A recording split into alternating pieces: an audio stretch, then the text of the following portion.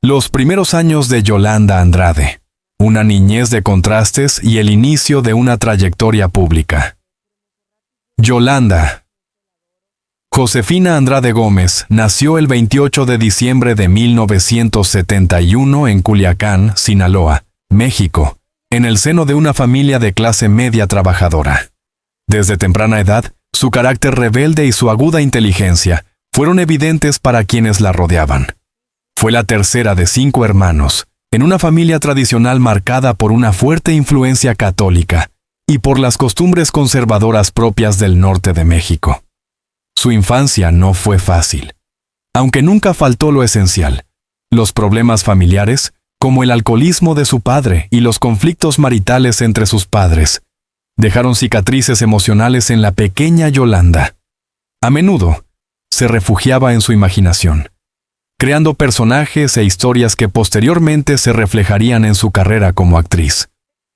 A los 8 años ya mostraba interés por las cámaras, fascinada por los programas de televisión y las radionovelas que su madre solía escuchar mientras hacía las labores del hogar. Un espíritu inquieto y precoz. Durante su adolescencia, Yolanda sobresalió en la escuela por su carisma, su sentido del humor y su habilidad para hablar en público. Era líder nata, pero también provocadora. No tenía miedo de cuestionar a sus profesores, a menudo desafiante con la autoridad, lo que le valió tantas admiraciones como reprimendas. A esa edad también comenzó a sentir que no encajaba del todo en los moldes impuestos por su entorno.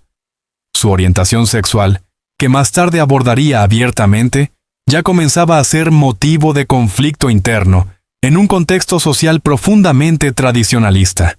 Tras terminar la preparatoria, se trasladó a la Ciudad de México para estudiar actuación en el Centro de Educación Artística, CEA, de Televisa. Esta decisión representó un corte radical con su vida anterior. Se distanció temporalmente de su familia y se adentró en el competitivo mundo del espectáculo, donde la apariencia, la imagen pública y la capacidad de adaptación determinaban el éxito o el fracaso. El ascenso meteórico en la televisión. En los años 90, su rostro comenzó a aparecer con frecuencia en la televisión mexicana. Su primer gran papel llegó con la telenovela Yo no creo en los hombres, 1991, donde interpretó a una joven de carácter fuerte, un papel que resonó con su propia personalidad. Pronto fue considerada una de las jóvenes promesas de la televisión nacional. La crítica la alababa por su naturalidad frente a la cámara, mientras que el público la adoraba por su autenticidad. Con su corte de cabello andrógino, su risa contagiosa y su lenguaje directo, Yolanda se desmarcó del estereotipo femenino clásico de las telenovelas mexicanas. Sin embargo, mientras su carrera se disparaba, su vida personal comenzaba a sumirse en el caos. La presión de mantener una imagen pública, sumado a los conflictos no resueltos con su familia y su identidad, la empujaron a una espiral de excesos. Comenzó a experimentar con drogas, principalmente marihuana y cocaína, como una forma de escapar de sus demonios internos. Relaciones sentimentales, escándalos y rumores. En esa época, los rumores sobre su vida amorosa comenzaron a ocupar titulares. Se la vinculó sentimentalmente con varias figuras del medio artístico, tanto hombres como mujeres. Sin embargo, uno de los episodios que más marcó su vida, y también su trayectoria mediática, fue su supuesta relación con la cantante Verónica Castro, ícono de la televisión y madre del también famoso cantante Cristian Castro. Durante años, Yolanda mantuvo silencio sobre el tema, hasta que en una entrevista reveladora en el programa Monse and Joe, que coconducía junto a su amiga Montserrat Oliver, dejó entrever que había tenido una relación romántica con una figura muy reconocida del espectáculo. Aunque no dijo nombres directamente, la prensa no tardó en señalar a Verónica. Aquel episodio desató un escándalo en México. Medios, fans y detractores se dividieron entre quienes la aplaudían por su valentía y quienes la atacaban por romper el silencio en un país aún marcado por la homofobia. Para Yolanda, este momento fue un parteaguas. Decidió vivir abiertamente su sexualidad, aunque el precio fue alto.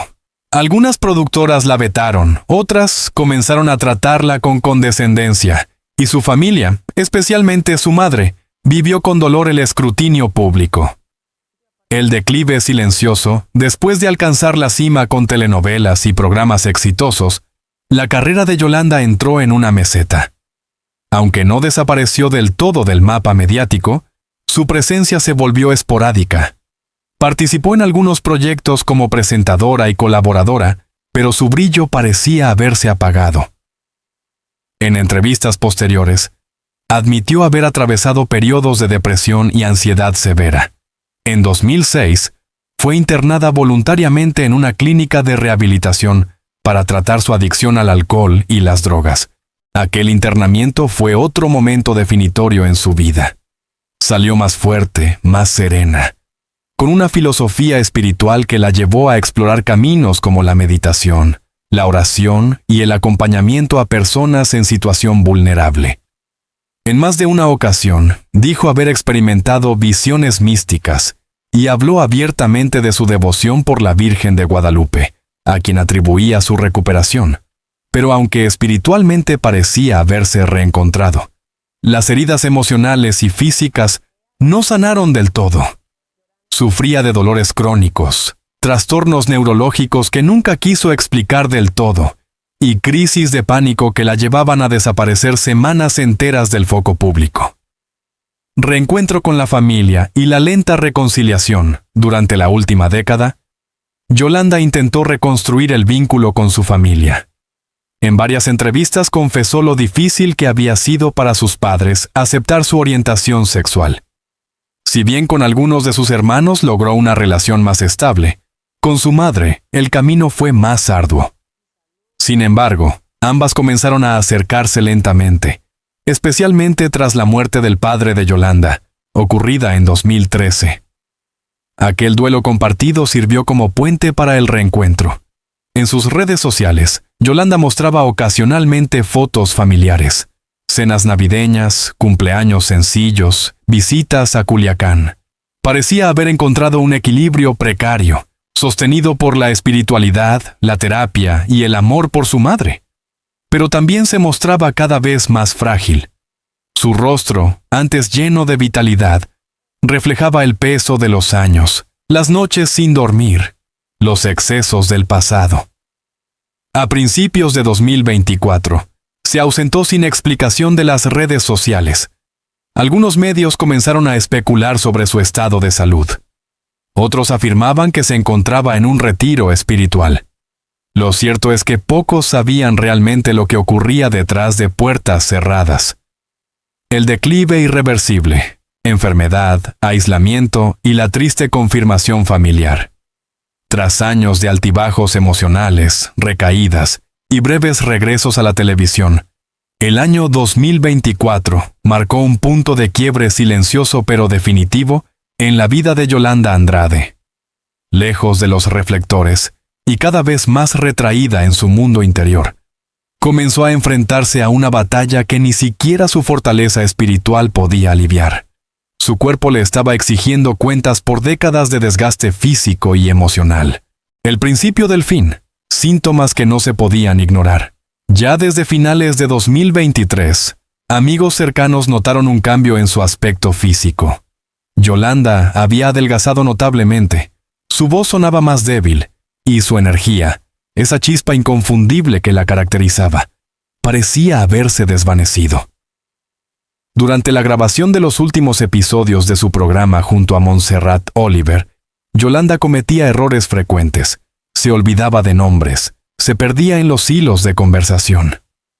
Ella misma lo admitió en una entrevista poco difundida en febrero de 2024. Hay días en que simplemente no puedo levantarme. Me duelen los ojos, me tiembla el cuerpo. Pero tengo fe aunque intentaba mantener la compostura en público. Los más cercanos sabían que algo grave estaba ocurriendo. Fue entonces cuando trascendió, en círculos confidenciales, que había sido diagnosticada con un aneurisma cerebral no operable. Una condición que explicaría sus dolores de cabeza intensos, pérdida de equilibrio y episodios de desorientación. Un retiro obligado, El abandono de la vida pública. En marzo de 2024, Yolanda decidió retirarse de la vida pública. Desapareció por completo de las redes sociales. No atendía a medios ni respondía a mensajes. Se trasladó a una casa en las afueras de Culiacán, donde permaneció al cuidado de su madre y una enfermera particular. Fue un retiro silencioso, sin comunicados oficiales. Pero ese silencio en el mundo del espectáculo es tan elocuente como una conferencia de prensa. La prensa del corazón comenzó a especular. Hospitalización secreta, recaída en las adicciones, depresión. La verdad era más dolorosa. Yolanda se estaba apagando lentamente. Durante esos meses, su entorno familiar se cerró con un hermetismo admirable. No hubo filtraciones, ni fotos morbosas, ni declaraciones sensacionalistas. Fue un acto de amor y respeto. Protegerla de la mirada pública en uno de los momentos más vulnerables de su vida. Reconciliaciones tardías y silencios dolorosos. A pesar de su frágil estado, Yolanda logró experimentar momentos de paz. Fue durante este periodo que recibió visitas de viejos amigos, compañeros de Televisa y hasta de algunos antiguos amores. Se dice que incluso mantuvo una última conversación, serena pero profunda, con Verónica Castro, cerrando así un capítulo de su historia que tanto revuelo mediático había causado. Esa reconciliación fue una de las más significativas. Las dos mujeres, alejadas durante años, heridas por rumores, juicios y presiones sociales, pudieron, finalmente, hablar como lo que siempre fueron. Dos seres humanos marcados por una relación auténtica, más allá de etiquetas. Su madre, con quien tanto había sufrido, se convirtió en su refugio final. En entrevistas previas, Yolanda había dicho: «Mi mamá me enseñó a rezar, pero también me enseñó a callar lo que soy. Hoy rezo con ella, y ya no callo más». En esos últimos meses, ambas compartieron oraciones, recuerdos y lágrimas. También logró dejar cartas para cada uno de sus hermanos. Según fuentes cercanas, en esas cartas no hablaba de muerte, sino de agradecimiento. Agradecía haber tenido una familia imperfecta, sí, pero que finalmente se había mantenido unida en el momento más duro. El comunicado de la familia y la confirmación del adiós. El 10 de julio de 2025, los rumores estallaron en las redes. Varios periodistas aseguraban que Yolanda Andrade había fallecido. Sin embargo, ningún medio lo confirmó de inmediato. La incertidumbre duró horas, hasta que, pasadas las 20 horas, la familia publicó un breve comunicado a través de un vocero. Con profundo dolor, informamos que nuestra querida Yolanda Josefina Andrade Gómez ha fallecido este 10 de julio de 2025, rodeada del amor de su familia. Agradecemos las muestras de cariño y pedimos respeto por nuestro duelo. El mensaje, breve y respetuoso, dejó al país en estado de shock. Las redes sociales se inundaron de mensajes, hashtags como «Illana gracias Yolanda», «Adiós Yolanda» y «Kial», «Leyenda valiente» se volvieron tendencia mundial. La reacción fue inmediata. Conductores de televisión, artistas, periodistas y hasta políticos recordaron la valentía con la que Yolanda había vivido su vida. En palabras de Patti Chapoy, Yolanda fue irreverente, fue incómoda, fue auténtica, y eso le costó caro, pero también la hizo eterna. Montserrat Oliver, su eterna compañera de pantalla y una de sus amigas más cercanas, publicó una imagen en blanco y negro con una sola palabra: amor. El homenaje nacional y el silencio en Culiacán. Aunque la familia rechazó cualquier funeral mediático, en la Ciudad de México se organizó una ceremonia de homenaje en los foros de Televisa. Fue un evento sobrio pero emotivo. Se proyectaron videos de su trayectoria, se escucharon testimonios de quienes trabajaron con ella, y se recitaron fragmentos de sus entrevistas más impactantes. En paralelo, en su natal Culiacán, la familia realizó un pequeño velorio privado. Solo asistieron amigos íntimos, vecinos y figuras locales. La prensa fue mantenida a raya. Según testigos, el ataúd fue cubierto con una manta de la Virgen de Guadalupe, y se escucharon canciones de Chabela Vargas y Mercedes Sosa, dos de sus artistas favoritas. En una esquina del salón, una imagen de Yolanda sonriente, con su cabello corto, sus lentes oscuros y su pose desafiante. A sus pies, una vela encendida y un cartel que decía, «Libre hasta el final». El legado que dejó. Una vida de verdad. Yolanda Andrade no fue perfecta, ni quiso serlo. Fue una mujer que vivió entre luces y sombras, entre el amor y la controversia, entre la televisión masiva y el activismo silencioso. Fue muchas cosas: actriz, conductora, ícono LGBT+, hija, hermana, amiga, enemiga, pero sobre todo, fue valiente.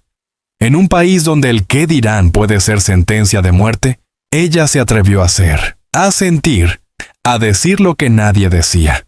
Con su partida, México perdió a una figura irrepetible, pero también ganó una leyenda. Porque como ella misma dijo en una de sus últimas entrevistas, «No quiero que me recuerden como una santa. Quiero que me recuerden como alguien que no se calló lo que sentía, porque ese fue mi único pecado, amar sin permiso». Yolanda Andrade. Un legado de valentía, verdad y transformación cultural. La muerte de Yolanda Andrade, ocurrida el 10 de julio de 2025, dejó un vacío imposible de llenar en el corazón de quienes la admiraban. Pero su desaparición física no significó el fin de su historia. Por el contrario, fue el inicio de una nueva etapa. Su transformación en símbolo, en ícono de lucha, en espejo de una sociedad mexicana que aún lidia con sus propios prejuicios. En este capítulo final, exploraremos cómo su legado sigue influyendo en generaciones nuevas, en movimientos sociales, y en una cultura que poco a poco comienza a entender la magnitud de lo que Yolanda representó. Yolanda y la cultura de la verdad en la televisión mexicana. Yolanda no fue solo una presentadora o una actriz.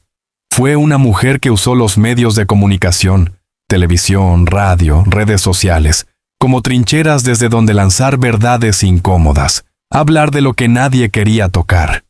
En una época en la que el formato televisivo estaba dominado por lo artificial, por las risas forzadas y los guiones de plástico, su estilo directo rompió esquemas.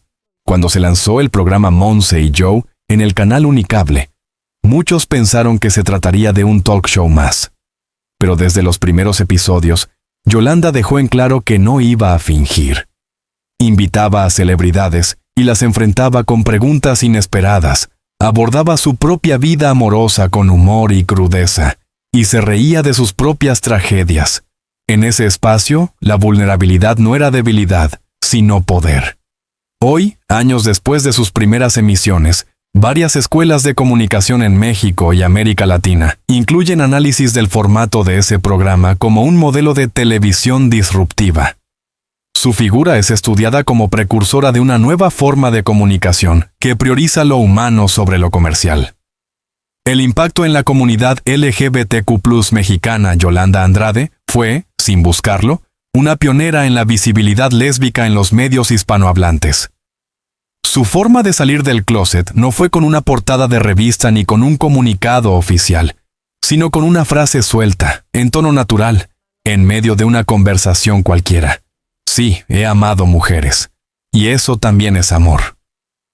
Esa naturalidad tuvo un poder descomunal. En una sociedad como la mexicana, donde aún existen zonas rurales en las que ser homosexual puede costar la vida, que una mujer famosa y respetada hablara así, tuvo un impacto profundo. Humanizó la diversidad sexual, la sacó del margen, la colocó frente a millones de espectadores. A raíz de su ejemplo, decenas de artistas, periodistas y figuras públicas comenzaron a hablar de su orientación sexual sin miedo. Su valentía abrió puertas, rompió armarios y sostuvo emocionalmente a jóvenes que veían en ella un faro. En los días posteriores a su muerte, colectivos LGBTQ+ de todo el país organizaron vigilias, pintaron murales en su honor y propusieron que el 10 de julio fuera declarado Día de la Visibilidad Lésbica Mexicana. Aunque la iniciativa aún no ha sido aprobada a nivel federal, en estados como Jalisco, Oaxaca y la Ciudad de México ya se realizan actividades conmemorativas en su nombre. Un alma espiritual, entre la rebeldía y la fe. Una de las mayores paradojas de Yolanda fue su relación con la espiritualidad. A pesar de ser crítica de la Iglesia como institución, especialmente por su trato a las personas LGBT, Yolanda mantuvo una profunda fe personal.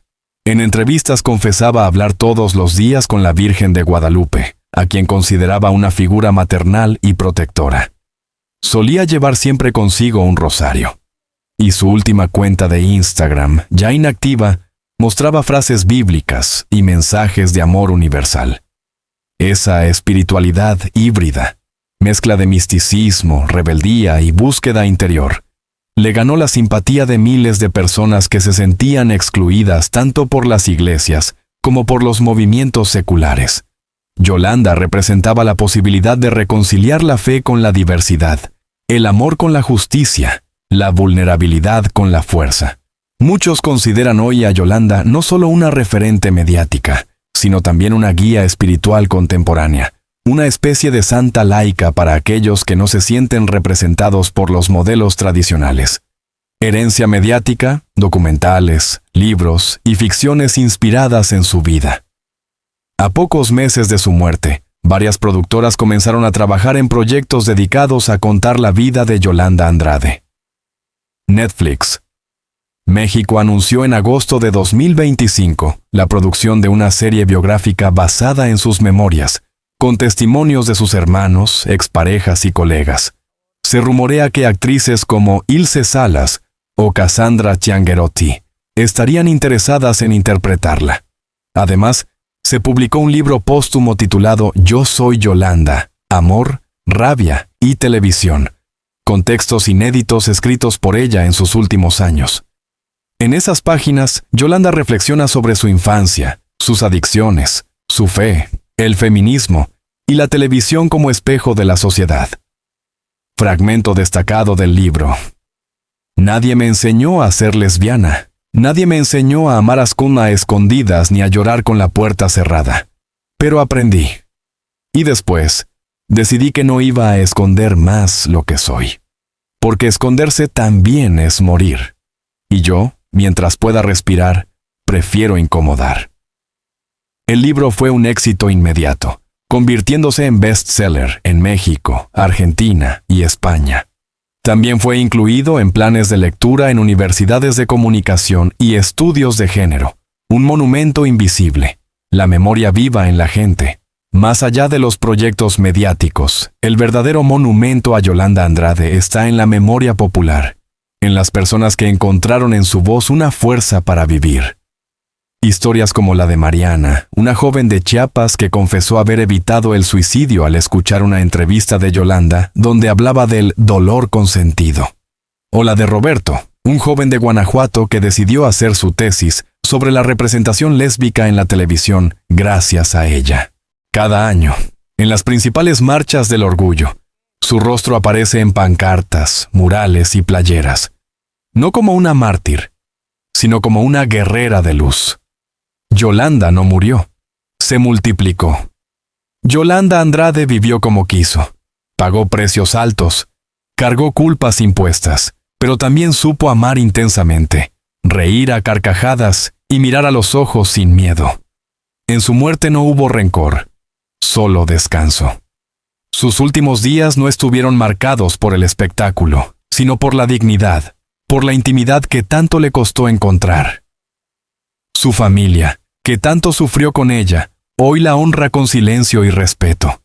Y nosotros, como país, como sociedad, tenemos el deber de no olvidarla. Porque Yolanda no solo fue una mujer que salió en televisión, fue una verdad que no pedía permiso. Fue una generación gritando, ¡aquí estamos! Gracias, Yolanda, por incomodar, por existir, por no callarte.